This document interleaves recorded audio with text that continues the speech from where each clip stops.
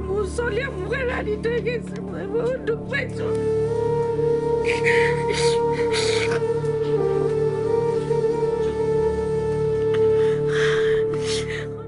পুত্ৰৰ ফটো হাতত লৈ দুই মাতৃৰ হিয়া ভগা কান্দোন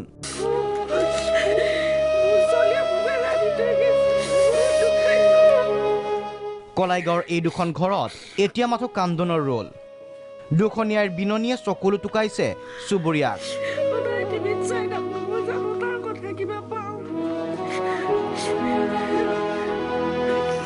নাহৰবাৰী গাঁৱৰ এইখন ধনজিৎ বৈশ্যৰ ঘৰ 2 বছৰ নহওঁতেই ধনজিতে হেৰুৱাইছিল পিতৃক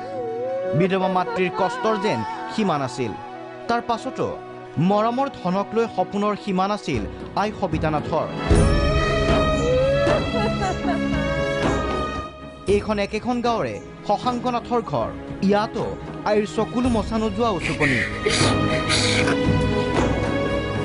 নিজে নাখাই আনক নোখোৱাই শশাংকক ডাঙৰ কৰিছিল মাতৃয়ে শশাংক ধনজিতৰ দৰেই মেধাৱী মেট্ৰিকত ষ্টাৰ নম্বৰ হোৱা উত্তীৰ্ণ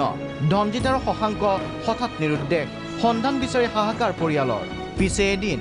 আৰক্ষী সেনাৰ দল আহিল দুই যুৱকৰ ঘৰলৈ তাৰ পাছত বিনামেকে বজ্ৰপাত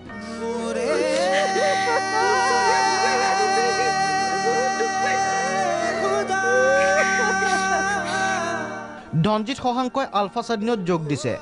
মৰ্মাহত দুই মাতৃ পৰিয়াল আত্মস্বজন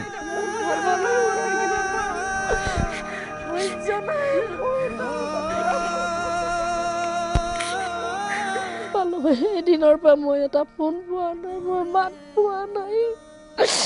মোৰ বহুত দুখ পুত্ৰক উভতাই লাগে পৰেশ বৰুৱালৈ আকুল আহ্বান মই সদায় পুৱা গধূলি চাকি জ্বলাওঁ সি যাতে ঘৰত আহে মোৰ আৰু মোৰ কোনোৱে নাই সিয়ে একমাত্ৰ ল'ৰা সিয়ে